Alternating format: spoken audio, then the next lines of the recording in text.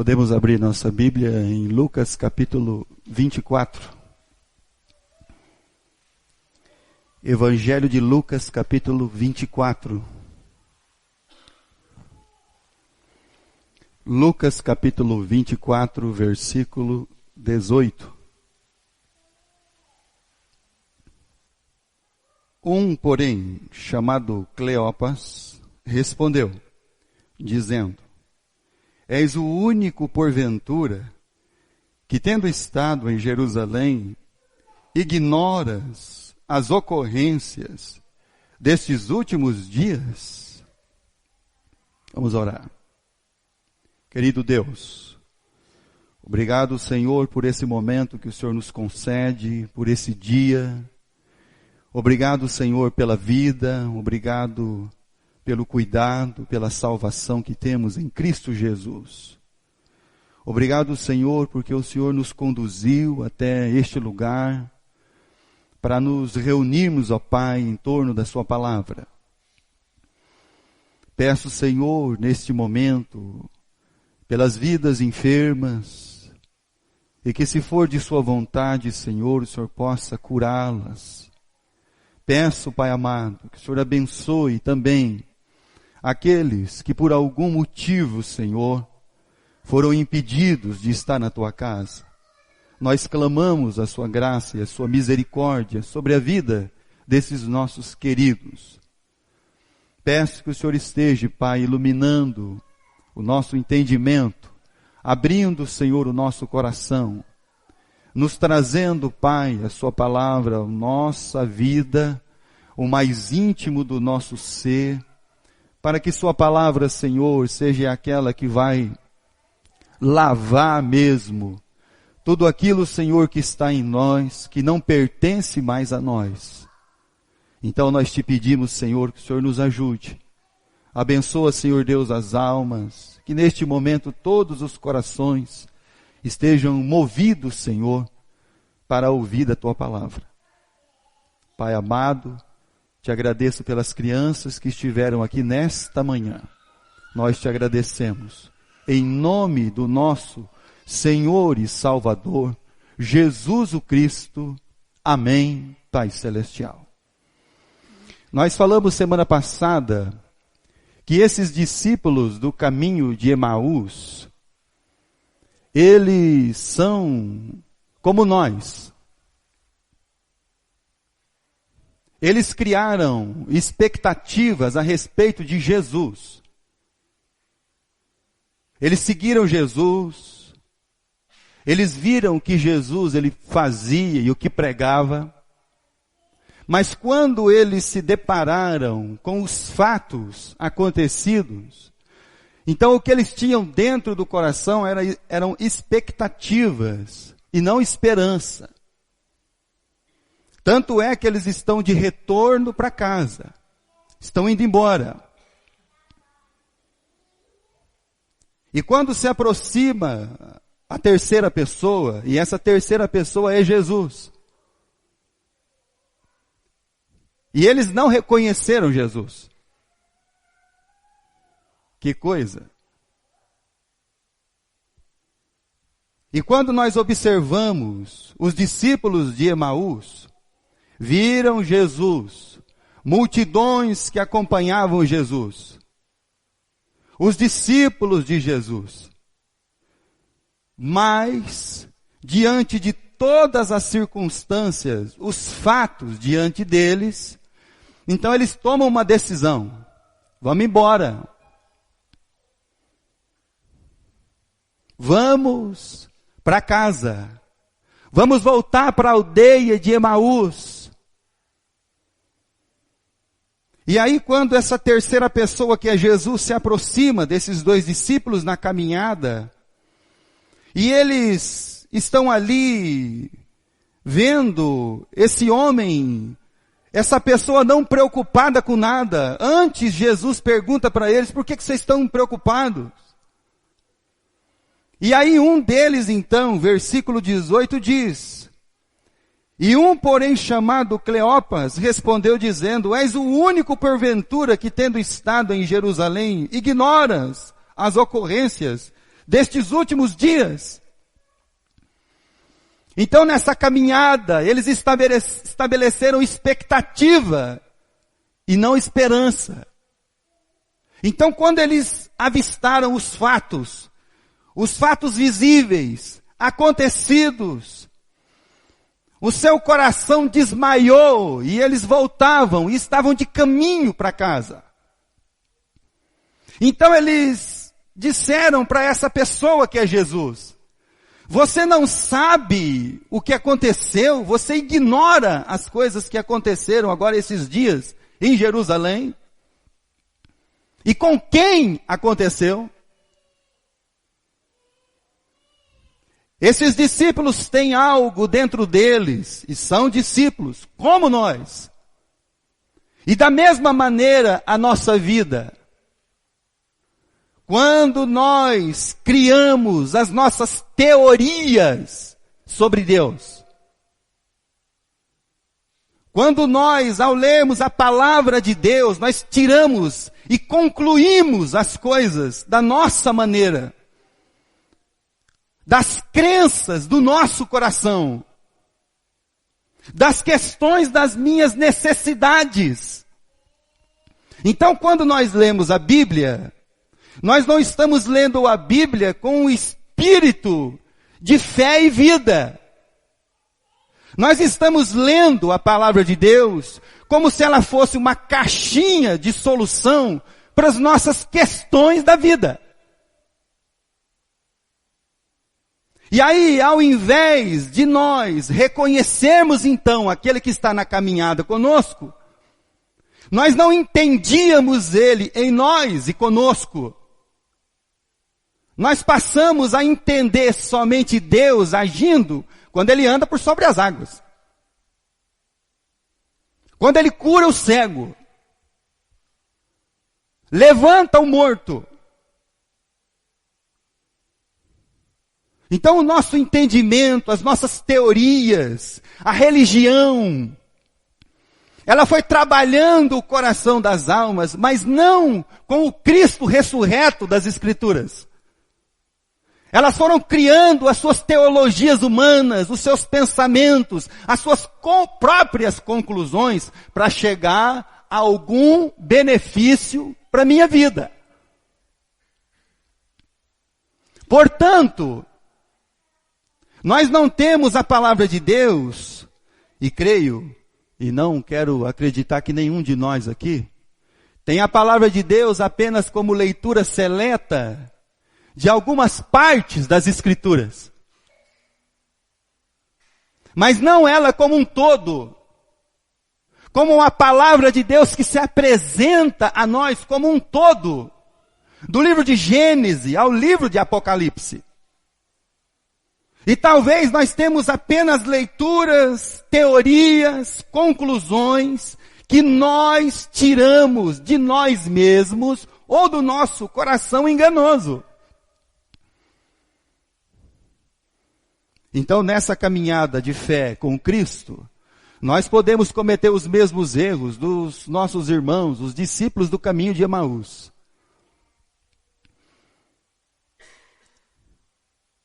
E como nós cometemos esses erros?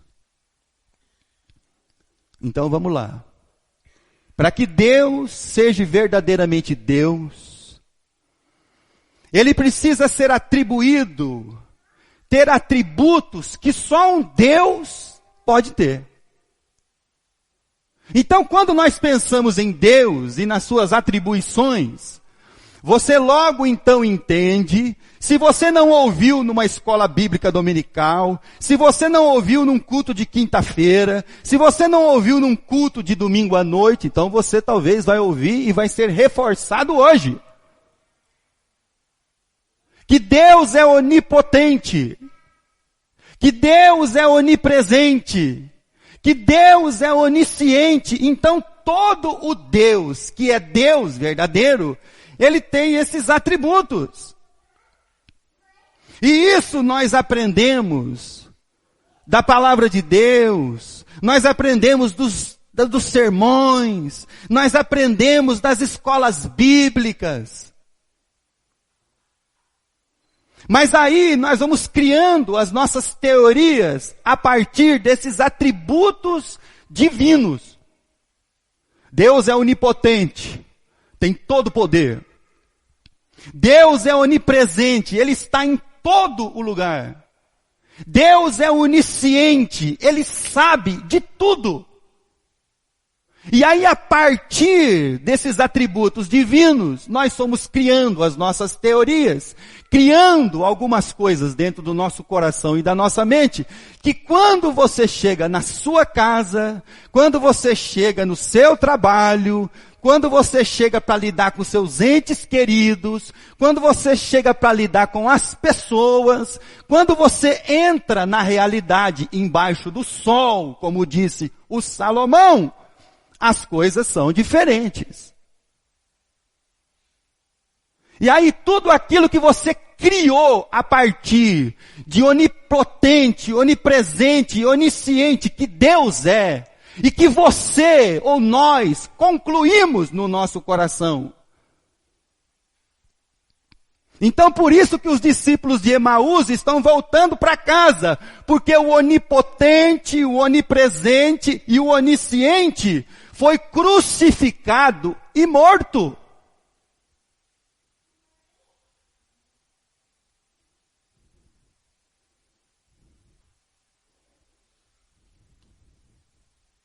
As conclusões que nós estamos tirando de Deus, não as de Deus, a nossa.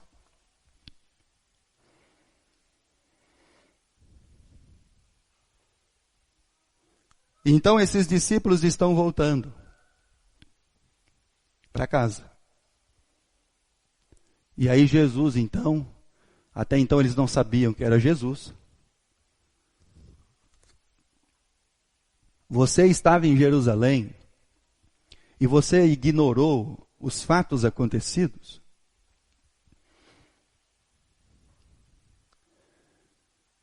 Quando nós estabelecemos as nossas teorias, as nossas conclusões a partir de Deus, e quando isso não acontece na prática da sua vida, e aí aquilo que você ouviu fica desconexo. Porque você voltou para casa e ficou doente. Aí você lembrou, cadê o onipotente, onipresente e onisciente?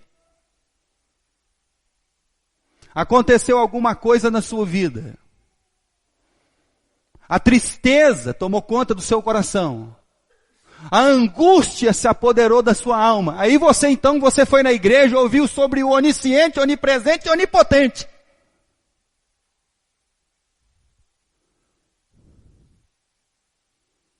E por isso que muitas vezes nós entramos nessa crise de fé. Porque na verdade é fé versus as nossas teorias. Então nós confundimos fé com aquilo que nós concluímos de algumas coisas que vamos aprendendo da Bíblia. E aí não é de se admirar de que um dia ou outro nós vamos ficar decepcionados com Deus. Porque a partir da minha teoria e da minha conclusão, o que Deus não fez, porque eu esperava que Ele fizesse, como eles disseram aqui, nós esperávamos.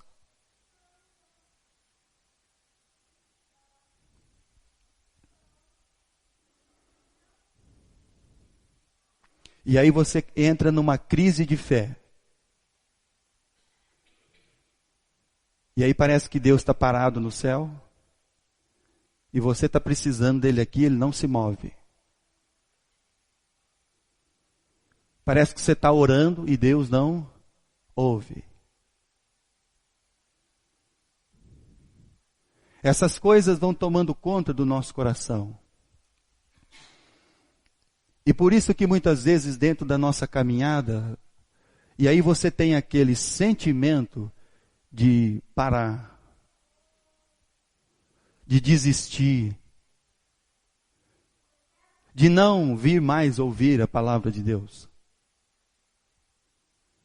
Porque você ou nós tiramos algumas conclusões que não são as de Deus.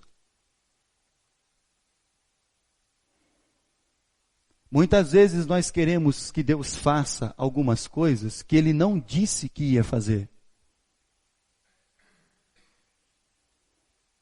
Algumas vezes nós estamos tentando colocar Deus refém das nossas vontades.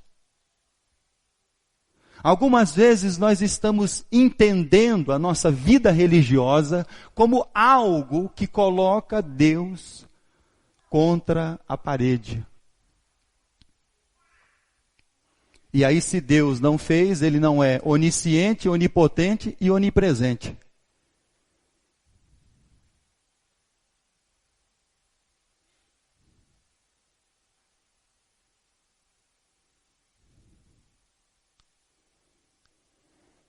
Abra sua Bíblia no Salmo 91.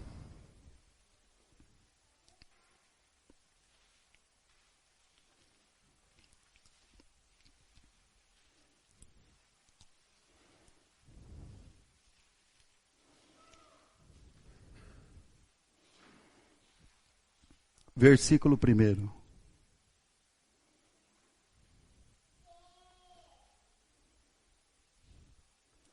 Aquele que habita no esconderijo do Altíssimo e descansa à sombra do Onipotente. E aí, quando você continua lendo o Salmo, Ele te livrará. Ele não vai deixar a peste chegar na sua casa. 1.000 cairão, 10.000. E aí você foi tomando posse do Salmo 91 como algo que te torna invulnerável. Aí quando você saiu, bateu o dedão no pé ali fora e machucou sua unha, acabou o Salmo 91. Você chegou na sua casa, você foi para o hospital diagnosticado com pneumonia, acabou o Salmo 91. Então, a partir das nossas teorias e conclusões, nós podemos pegar o vendedor que passa lá na rua vendendo Salmo 91 e 23 e colocar lá dentro de casa para ver se ele protege a nossa casa.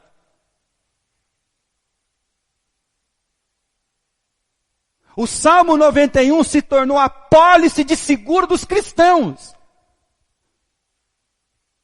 E aí, quando as coisas não acontecem como eles concluíram a partir do que eles leram,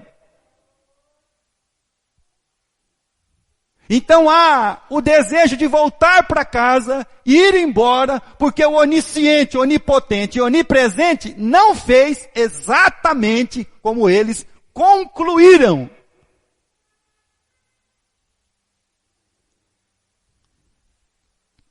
E aí nós vamos tomando essa questão da posse da palavra de Deus para nós.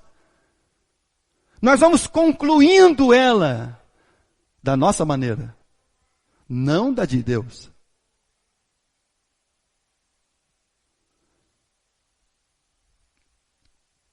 Isso é tão sério que quando Jesus estava falando do pão da vida, os discípulos acharam que Jesus queria pão para comer.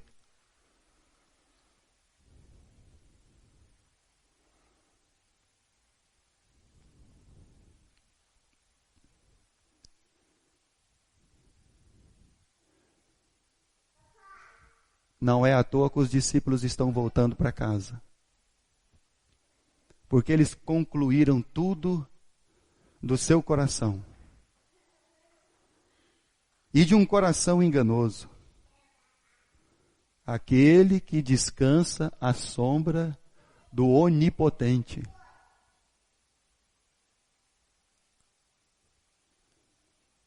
O Onipotente tem todo o poder e você ficou doente.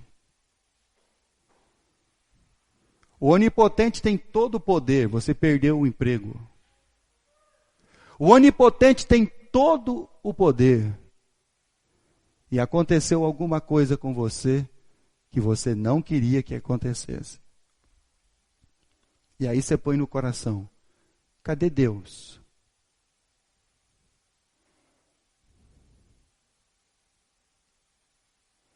É porque você leu do versículo 2 para frente e não descansou verdadeiramente à sombra do Onipotente. A sombra do Onipotente não era para te proteger, não era apólice de seguro. A sombra do Onipotente era para você encontrar descanso mesmo na tribulação. Paz aonde há guerra.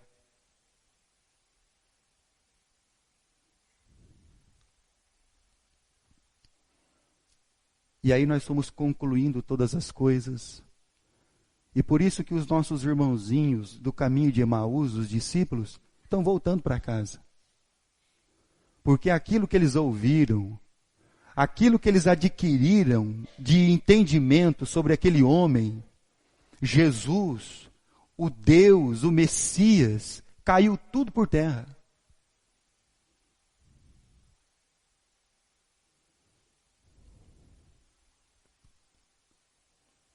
E talvez isso aconteça conosco por causa das conclusões que nós tiramos. Salmo 139. Quem sabe você não descansou mesmo na sombra do Onipotente.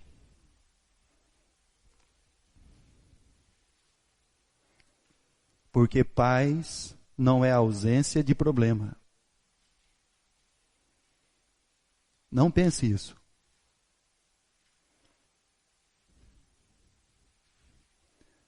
Paz, descanso, não é finalmente quando nós estivermos livres de todo problema. Não. Paz e descanso nós teremos em meio a eles.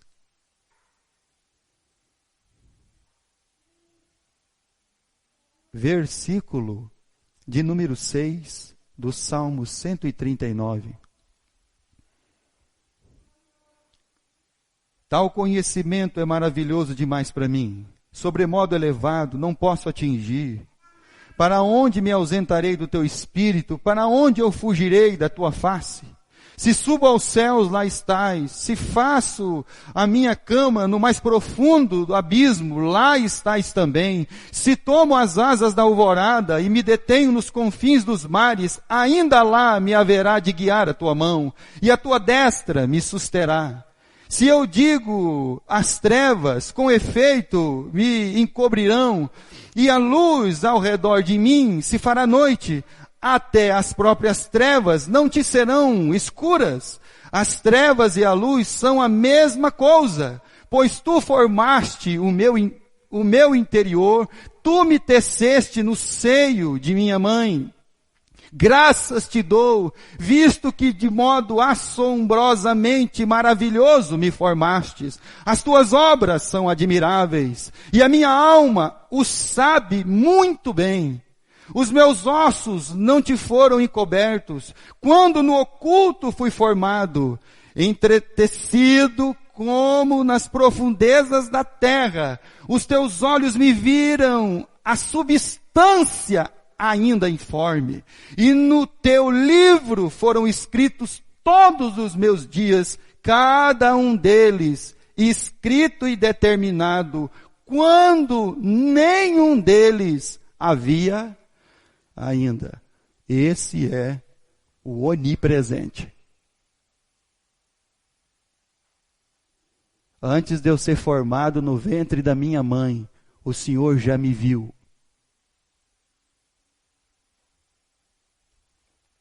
Antes que eu tivesse nascido, o Senhor já escreveu nos teus livros. Esse é o onipresente. E aí então você pensa, onipotente, onipresente, onisciente. Salmo 139, versículo 1. Senhor, tu me sondas e me conheces. Deus não é aquele que fica atrás da árvore vendo o que você está fazendo o dia inteiro. Deus não está nos sondando.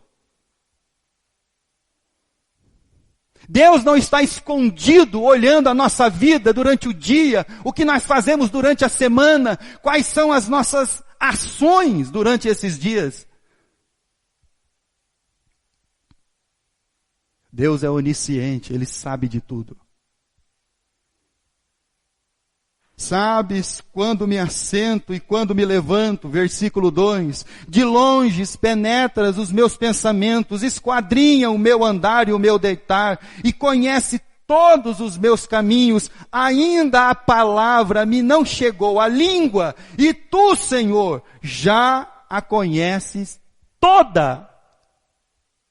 E aí quando você pensa em todos esses atributos da divindade, onipotente, onipresente e onisciente, quando você entra na sua realidade embaixo do sol, e as coisas não se encaixam com todas essas questões divinas, e aí então você tem vontade de ir embora.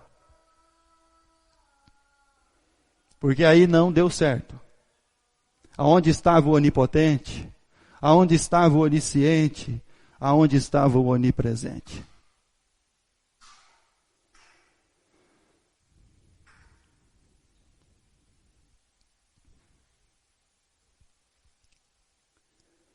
É por isso que muitos deixam. Porque eles concluíram coisas a partir do coração deles.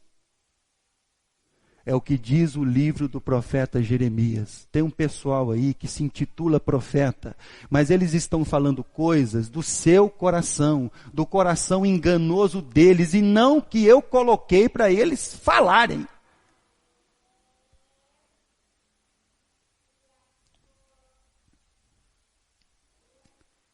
Isso é sério na nossa vida.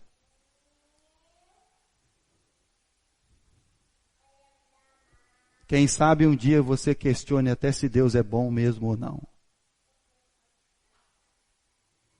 Porque são as teorias e conclusões que nós somos tirando a partir de nós. Jó, capítulo 2. Jó, capítulo 2. Então é teoria versus fé. Então eu não tenho fé para que Deus finalmente faça o que eu quero. Agora eu tenho fé para que finalmente eu consiga fazer o que Deus quer. Quando nós colocamos fé para que finalmente Deus se mova ao meu favor, isso não é fé, isso é feitiçaria.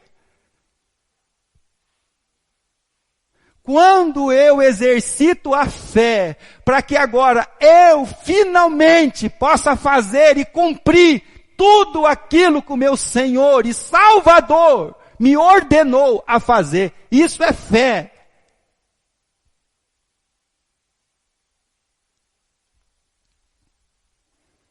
Capítulo 2, versículo 9. Aliás, versículo 7. Então saiu Satanás da presença do Senhor e feriu a Jó de tumores malignos desde a planta do pé até o alto da cabeça. Jó, sentado em cinza, tomou um caco para com ele raspar-se. Então sua mulher disse: ainda conservas a tua integridade? Amaldiçoa Deus e morre. Porque esse Deus que cuidava de você enquanto você tinha os seus bens, que você já perdeu todos. Esse Deus que cuidava de você enquanto você tinha os seus 10 filhos e todos eles morreram um dia só.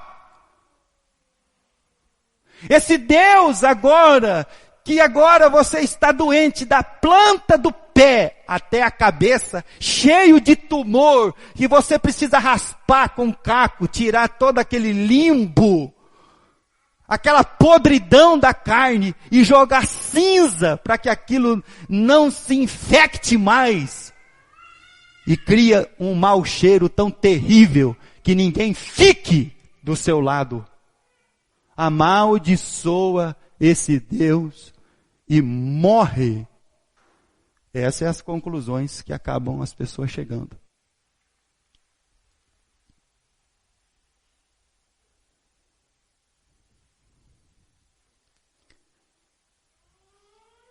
Com Cristo no barco tudo vai muito bem. Com Cristo no barco tudo vai muito bem. Só que com Cristo no barco não evitou o que, irmão? A tempestade.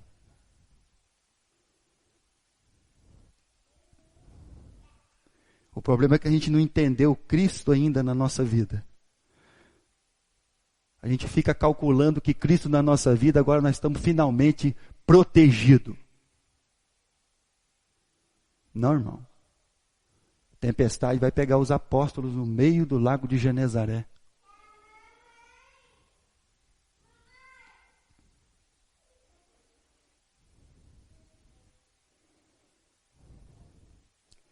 Então as nossas conclusões, foi-se o rebanho, filhos, saúde.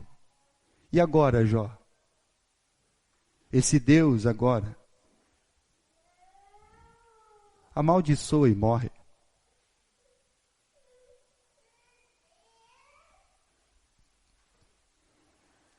Quando a vida cristã ela é colocada em xeque,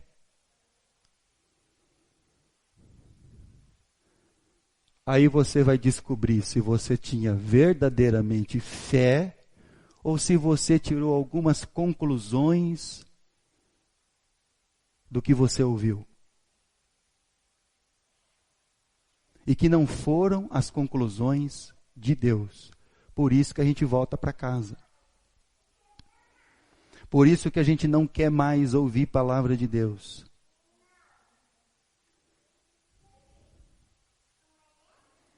E isso pode acontecer conosco. A palavra de Deus nos diz que aquele que está em pé, cuide para que não caia.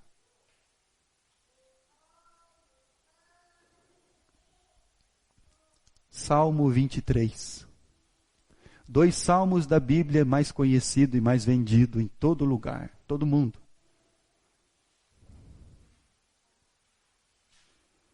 Salmo 23. A palavra de Cleopas a Jesus é: você ignora os fatos acontecidos em Jerusalém? Salmo 23.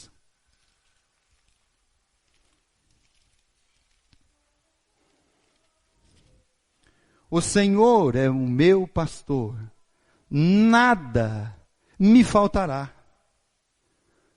Entre Salmo 23 e Salmo 91, nós tiramos as nossas conclusões. E aí mesmo que nós tenhamos, e o que o nosso Pai tem nos dado de necessário, de suficiente, quando você não acabou ainda lá a comida na sua casa, você já tem uma sensação que você vai passar o quê? Fome.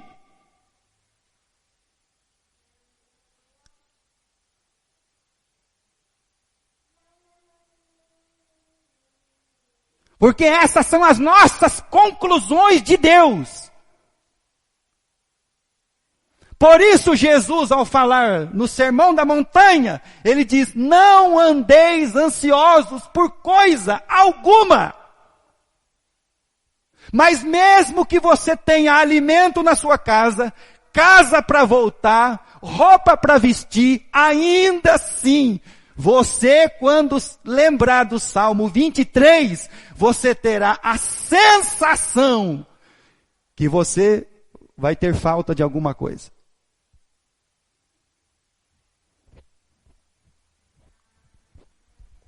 Porque o Senhor é o meu pastor, nada me faltará, mas o guarda-roupa lá de casa não é suficiente.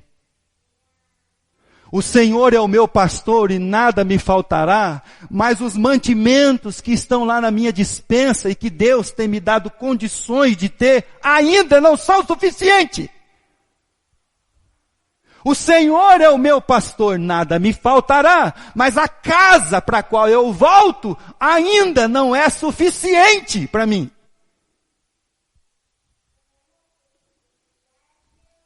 Então, por isso que dentro das nossas teorias e conclusões, a partir da palavra de Deus, nós vamos nos tornando o discípulo que quer e deseja voltar para casa, porque a partir das coisas nossas, o onipotente, o onipresente e o onisciente não está trabalhando.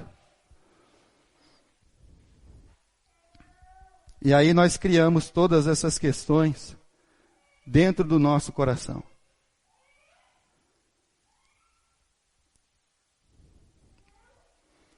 E aí nós vamos trabalhando os jargões evangélicos que aprendemos. Romanos capítulo 8.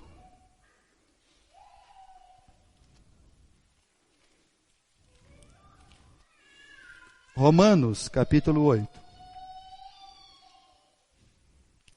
Você ignora o que aconteceu em Jerusalém?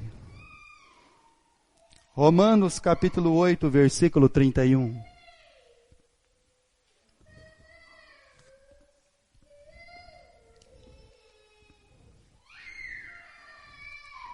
Paulo diz assim: que diremos, pois, à vista dessas coisas? À vista do quê? Que Deus nos assiste nas nossas fraquezas? Que diremos a respeito dessas coisas? Que o Espírito intercede nas nossas orações, porque nós não sabemos como convém orar? Que diremos a respeito dessas coisas? Que sabemos que todas as coisas cooperam para o bem daqueles que amam a Deus e são chamados segundo o seu decreto. Que diremos a respeito dessas coisas? Aqueles que antes conheceu, predestinou, chamou, justificou e glorificou. Que diremos a respeito dessas coisas? Versículo 31. Se Deus é por nós, quem será contra nós? Aí a gente usa o jargão do versículo. E nós não estamos vendo o que diremos a respeito dessas coisas. Que apesar de todas as coisas que eu não compreendo e não entendo, eu sei que todas elas cooperam para o bem daquele que ama a Deus.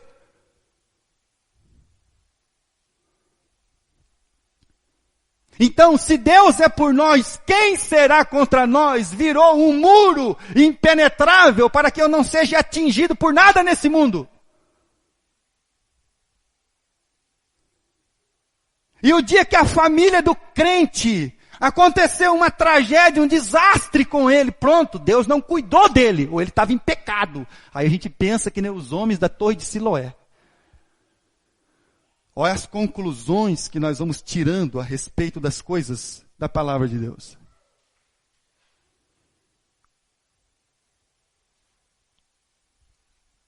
Então Deus não cuidou do Estevão quando ele foi apedrejado. Então Deus não cuidou de Tiago quando Herodes decapitou ele.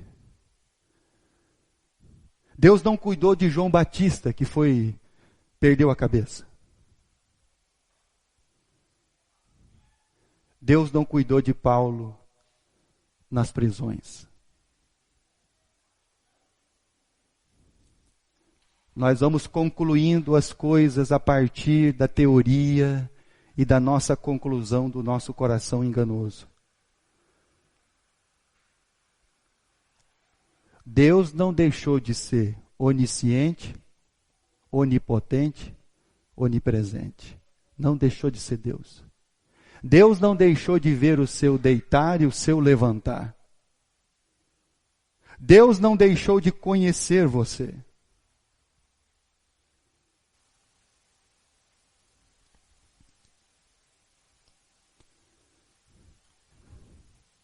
A grande questão da nossa vida é se nós estamos estabelecidos em fé ou nas nossas teorias e conclusões.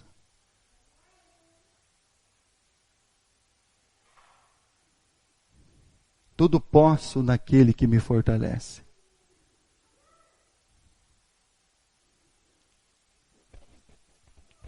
Aí você lê esse versículo na sua Bíblia.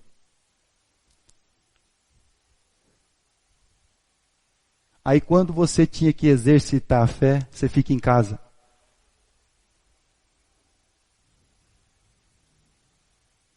Quando você deveria viver a palavra de Deus, você fica em casa.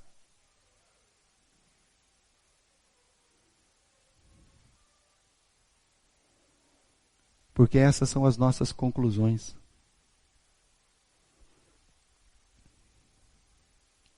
E que Deus não permita, pela sua misericórdia, que nenhum de nós chegue na conclusão da mulher de Jó.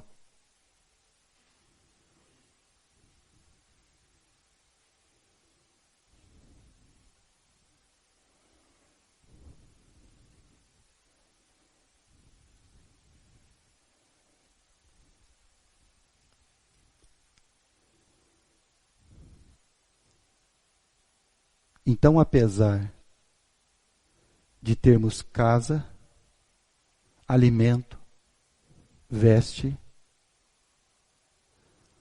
o Senhor é o meu pastor, nada me faltará, não está funcionando para você.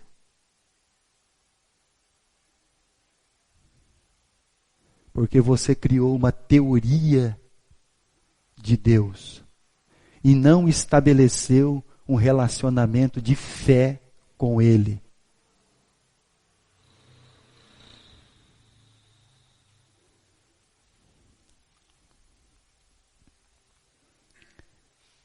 Eu quero encerrar com o cântico de Abacuque, capítulo 3 do profeta Abacuque. Abacuque, capítulo 3.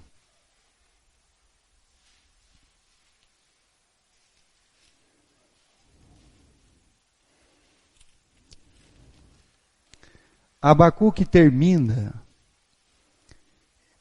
com uma oração em forma de cântico. Versículo 17. E nesse cântico, ele pede a Deus o avivamento, que não é um dia, nem uma semana, é de ano a ano. E no final, o Abacuque ele não tem uma questão de uma teoria de Deus, apesar de ele ter começado assim, né? O Senhor é santo, o Senhor não pode ficar diante do mal, e esse povo maligno está aí.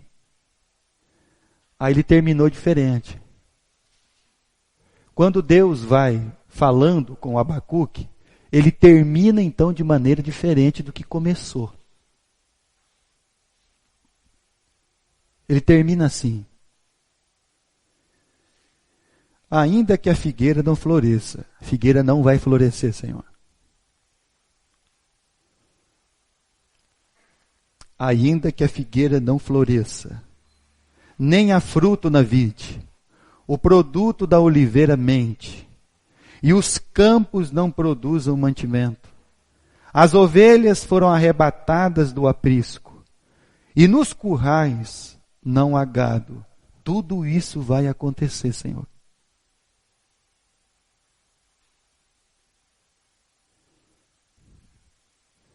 Mas agora Abacuque tem uma relação de fé com esse Deus.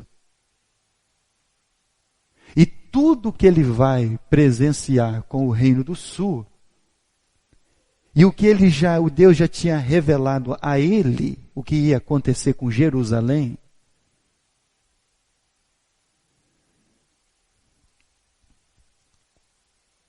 não mudou a relação de fé de Abacuque com Deus. Eu sei que tudo isso vai acontecer, Senhor. Porque o Senhor já disse, o Senhor está enviando aí os caldeus. Todavia, eu me alegro no Senhor. Exulto no Deus da minha salvação.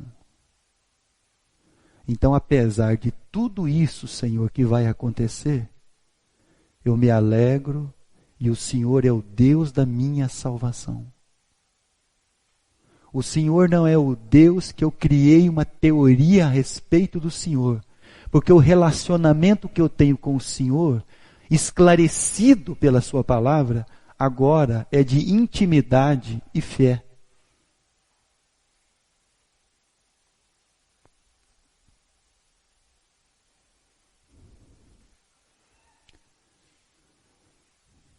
O Senhor Deus é a minha fortaleza e faz os meus pés como a da corça e me faz andar altaneiramente.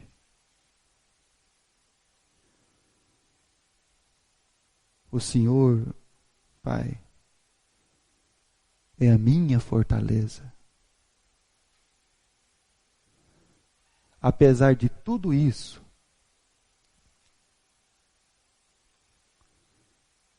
Abacuque tem agora um relacionamento de fé com esse Deus. E não de teorias e conclusões que ele tinha no princípio.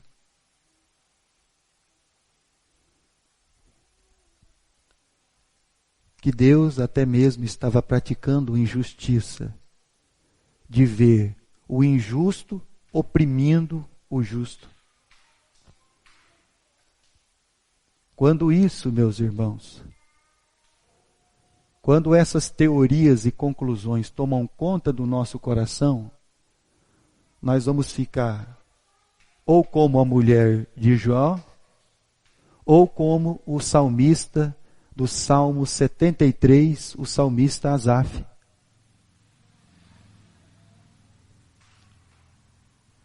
Quase os meus pés escorregaram. Quase eu caí, Senhor. Se eu não vou no teu templo, não ouço a sua voz, como as coisas são,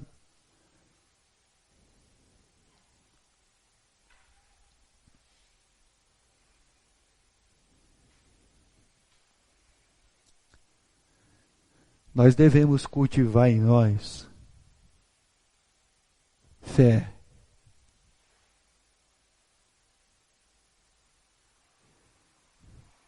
E não conclusões e teorias que tiramos de Deus e da sua palavra.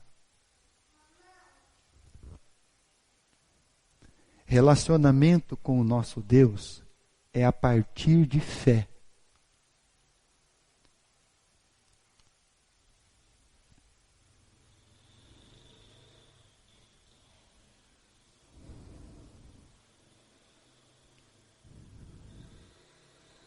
Os discípulos estão voltando. Jesus ressurreto chegou próximo deles. As teorias deles estavam tão confusas na cabeça deles que eles não perceberam ainda o Jesus ressurreto. Que coisa interessante. As nossas conclusões podem fechar os nossos olhos para ver Deus.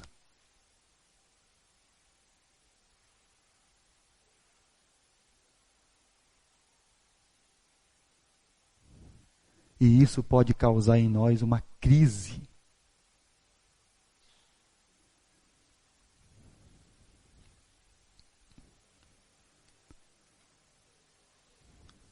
Quando o nosso relacionamento com Deus está firmado, estabelecido em fé, em quem Deus é. Quem é que Deus é? Deus é um Pai que sabe onde estão os seus filhos, que já os conhece antes que eles fossem formados.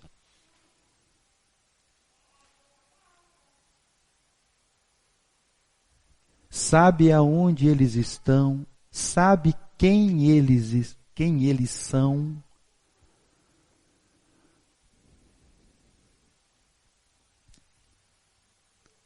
e está cuidando deles com o seu poder. Com poder, pastor? É poder.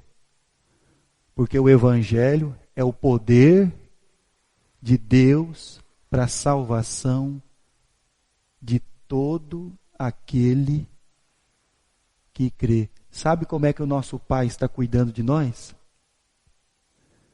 Com o Evangelho.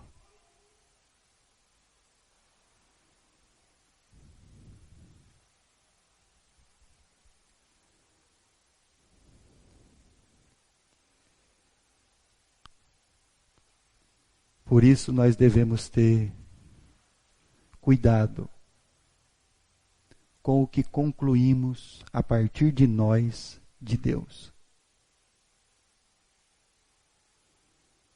Deus, ele não quer ser apenas um Deus para você.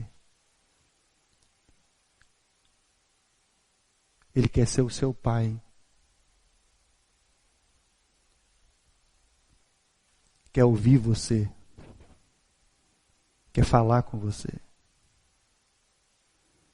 Quer abençoar você. Quer que você descanse à sombra do Onipotente. Quer que você saiba que Ele te conhece quando você ainda era uma substância. Quer que você compreenda que em qualquer lugar que você esteja, o seu Pai está lá.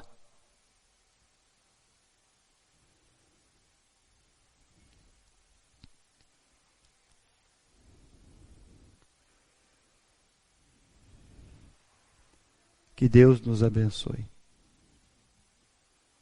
Traga ao nosso coração esse verdadeiro descanso à sombra do Onipotente.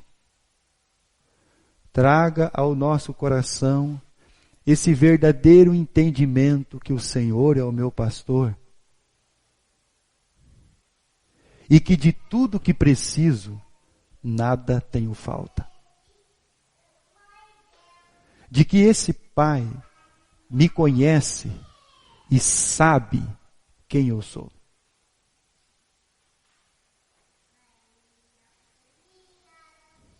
Que a nossa vida seja uma vida estabelecida sobre fé